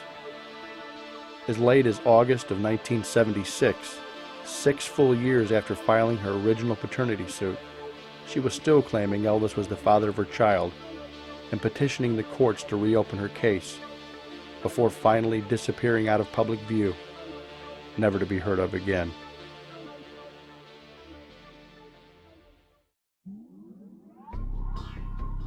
Elvis was very upset back in November of 1970 when his last name was given to Parker's son, Jason, and documented on his birth certificate.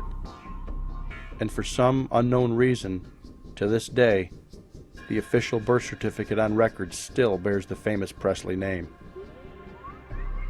But whatever became of Jason Peter Presley? As of 2002, in his mid-30s, the man behind the infamous scandal came forward, still maintaining that he was the illegitimate son of Elvis Presley, hoping that someone with Elvis's DNA would come forward and prove his birthright. He openly invited Elvis's only known child, Lisa Marie Presley, to provide the DNA needed for the test, and she never responded to the request. Over 35 years later, the facts of the Presley-Parker paternity suit are still being questioned and investigated by some.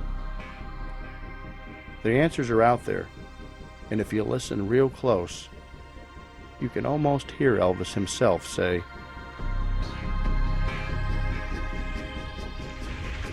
I had a picture made with that chick, and that's all. I mean, she got pregnant with a camera, a Polaroid or something.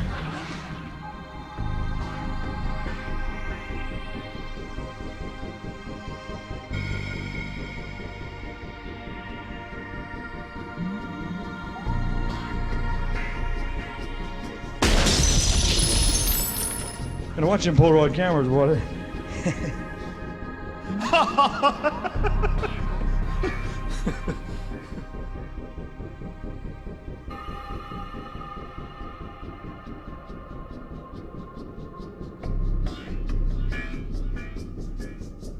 Elvis did tell me that, he said, Kathy, if I were the father, I would take responsibility for it.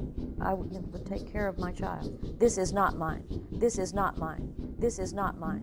This is not mine. This is not mine.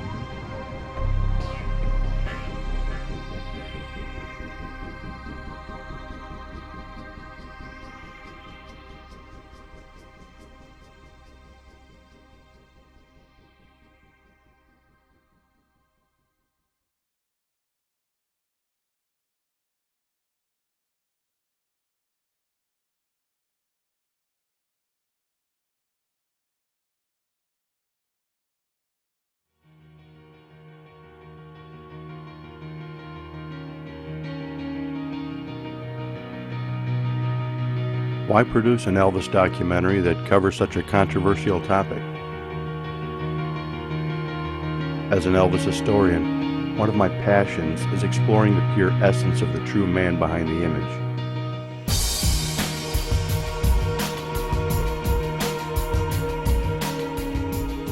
Everyone knows a legend, but few know the man. Unless you were actually looking for it at the time, it was easy to miss in all the excitement. But if you carefully examine the clues, it was there all along, sometimes from Elvis's own lips.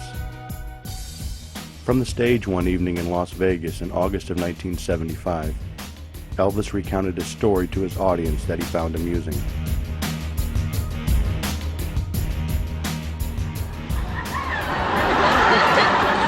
Well, I went to a football game, listen to this.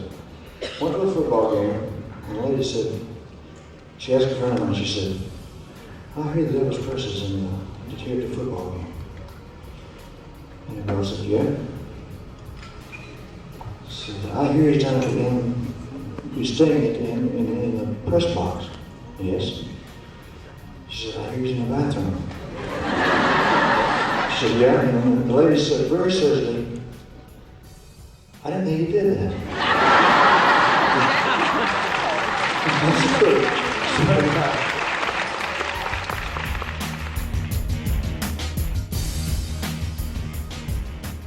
Elvis was amazed at how people through the years viewed him as some sort of super being, when after all, he was just a mortal human like the rest of us.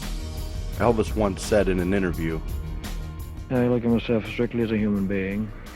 I have blood running through my veins, and it can be snuffed out in just a matter of seconds, you know, and not as anything supernatural or better than any other human being.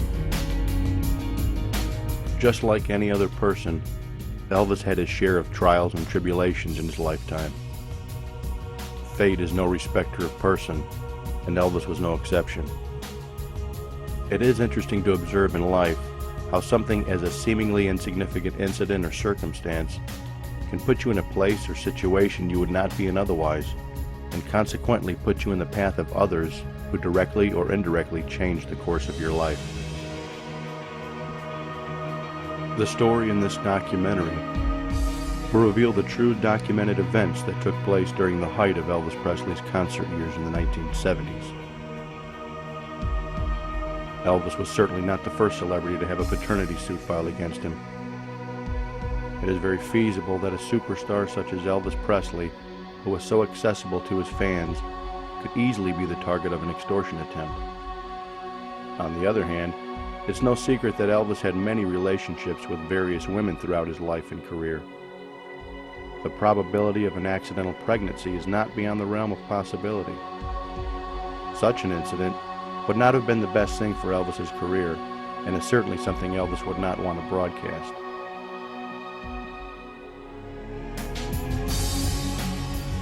In this case, the accuser was not a girlfriend, but a fan who claimed the pregnancy was a result of a one-night stand.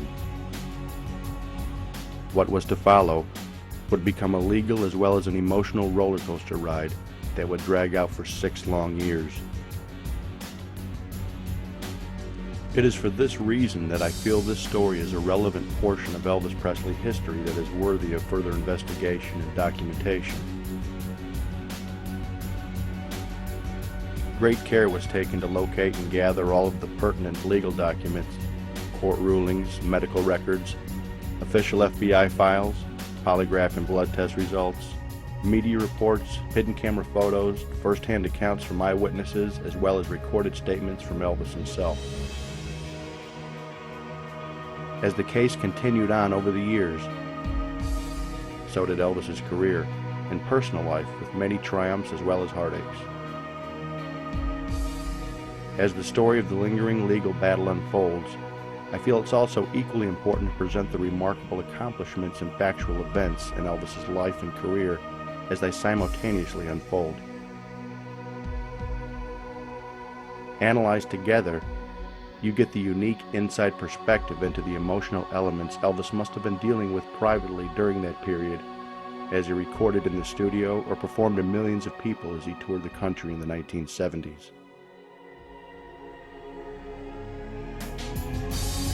The finished work, by design, will consciously bounce you back and forth between Elvis Presley the defendant, the superstar, and ultimately the man.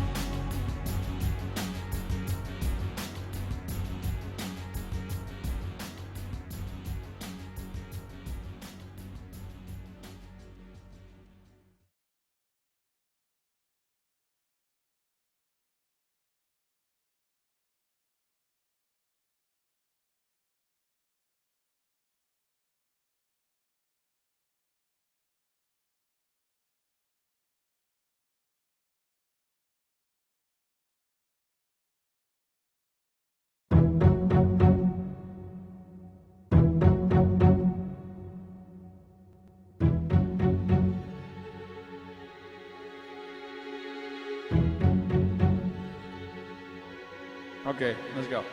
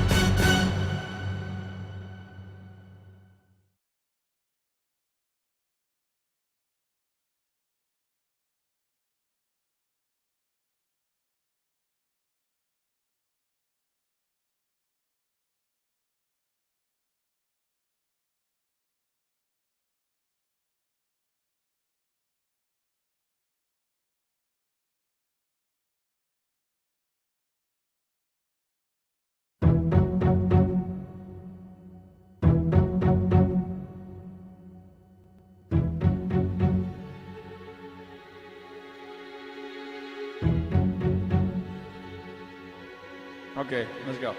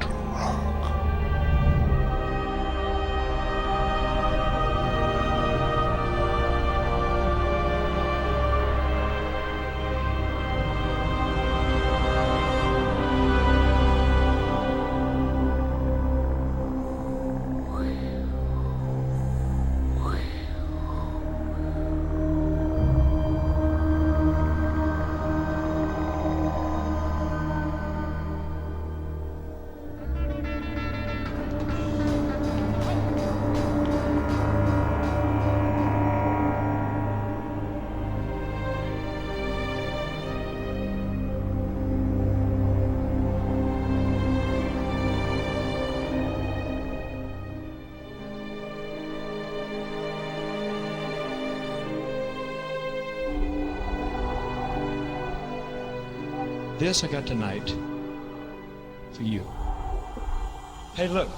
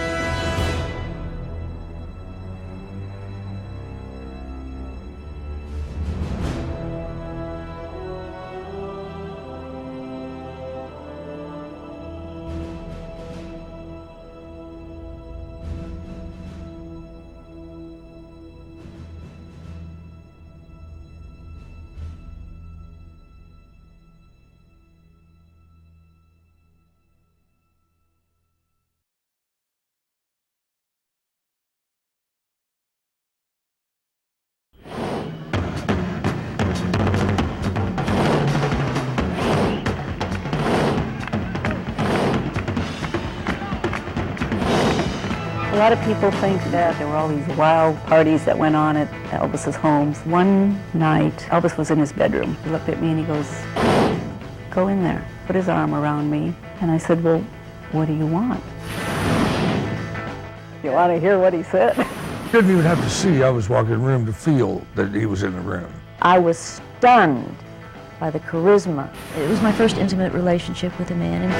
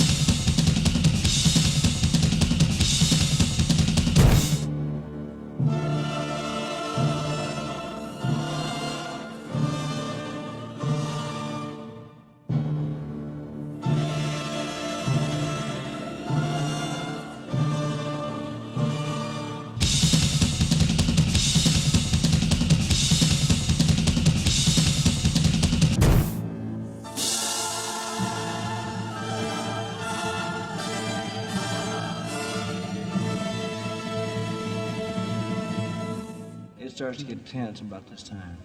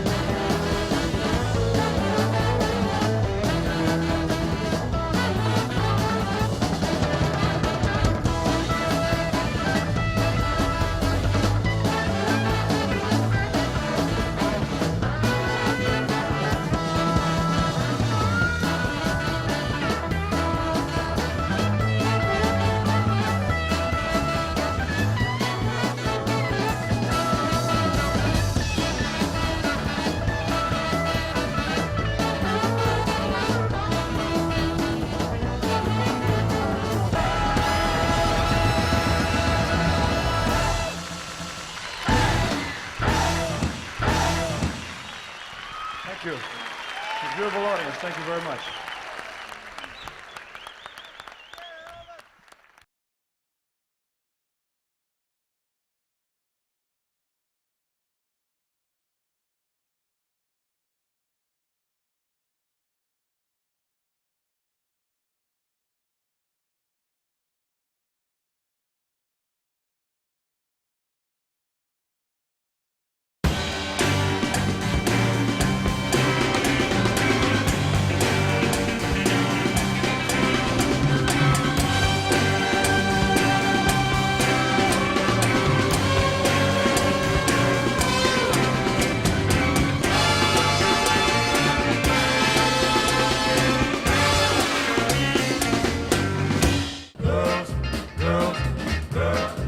I'm just a red-blooded boy, and I can't stop thinking about girls, girls, girls, girls, girls, girls, girls, girls.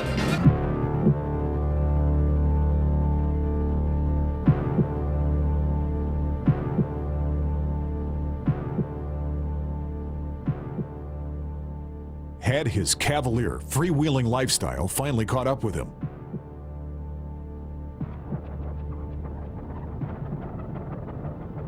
Or was Elvis the unsuspecting victim of an elaborate, well-calculated extortion attempt?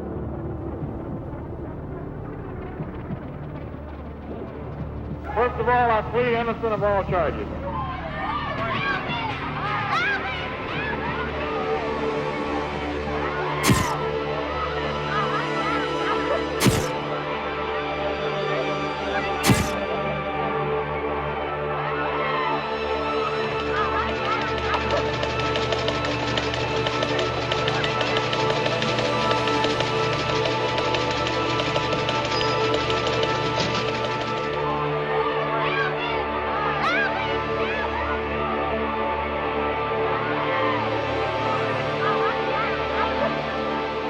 There was a paternity suit going on.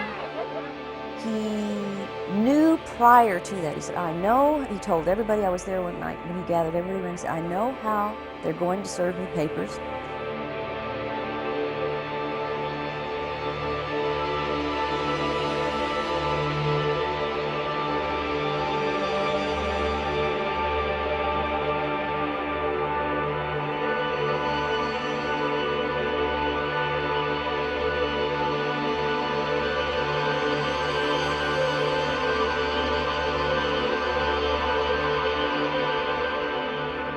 About that maternity suit. She got pregnant with a camera, a Polaroid or something.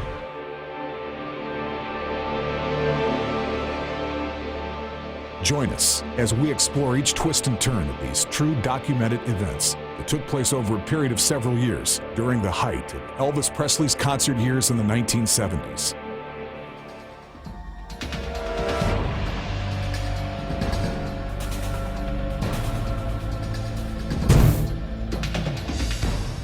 It's a true story, and I'd like to share the story with you.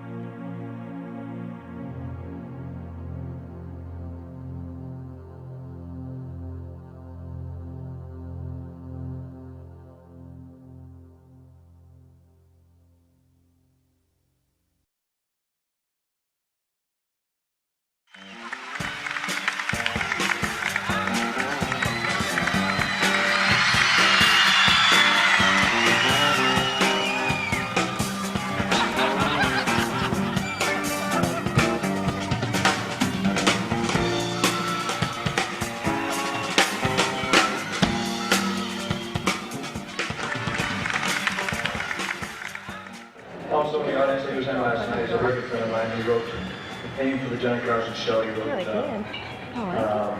I Did It My Way by Frank Sinatra. Say hello to Paul Red Soul Anchor. Paul. Sylvia, all right, so. You remember him from Midnight Cowboy, don't you? He's the guy said, yeah, I'm gonna make it to Florida.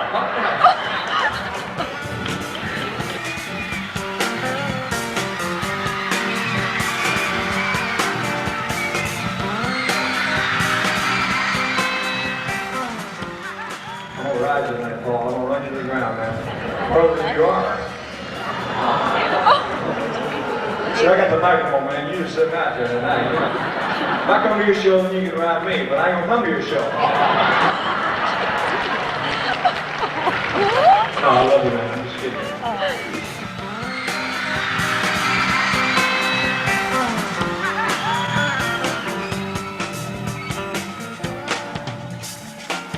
Look, your sensitive, really. Hey, Paul, is your wife come a baby? Is your wife come a baby?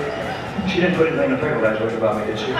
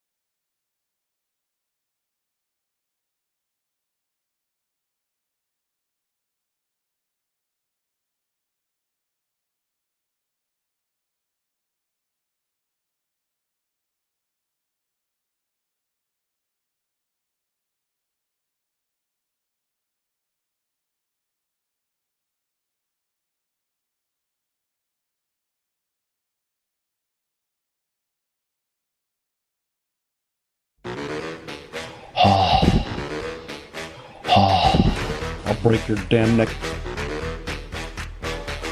I'll break your damn neck. I'll break your damn neck. How do I find or hear that little German ass hair smoker that has said those things about me? I'll break your damn neck, you son of a bitch!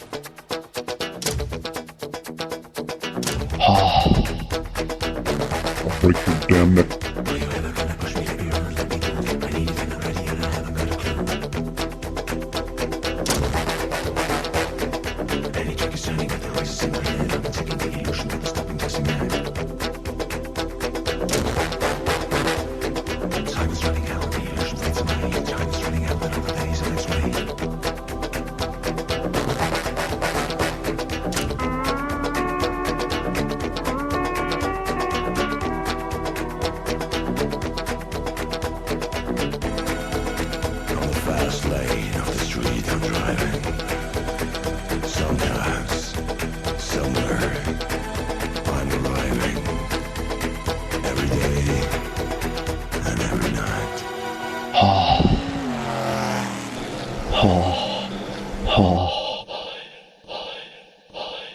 It's a true story about two German ass hair smokers, and I'd like to share the story with you.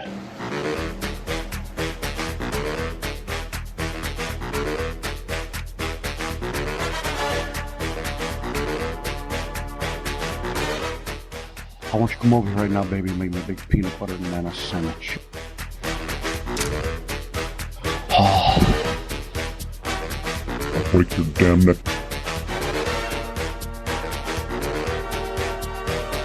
Peanut butter and nine sandwich, what a baby, give me that. Ooh, ooh.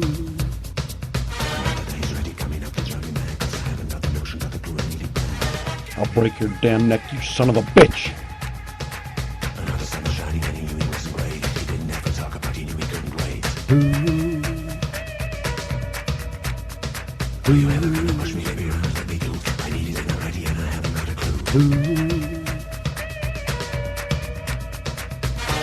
Was the cum dripping down from her chin. Oh.